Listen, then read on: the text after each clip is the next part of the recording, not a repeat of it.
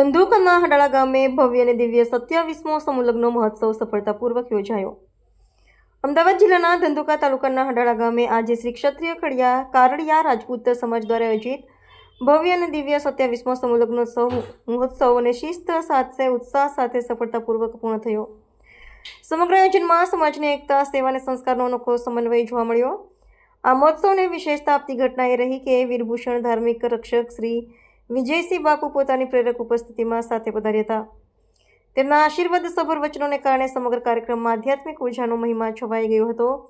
તે ઉપરાંત મહાનુભાવ આગેવાનો તેમજ સમાજના અનેક પ્રતિષ્ઠિત મહેમાનો પણ મોટી સંખ્યામાં ઉપસ્થિત રહ્યા હતા। દરેક મહેમાનો દ્વારા નવદંપતીઓને શુભકામનાઓ અને આશીર્વાદ આપવામાં આવ્યા હતા।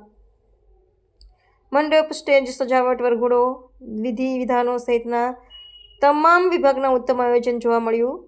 ધંધુકા, બરવાળા, રાણપુર, વિછિયા, ધુલેરા અને ગઢડા સહિતના 7 તાલુકાના સેવાભાવી કાર્યકરોના યુદ્ધના ધોરણે કરાયેલા પ્રયત્નોથી સમગ્ર મહોત્સવ નિખાલસ અને શિસ્તબદ્ધ રીતે પાર પડ્યો।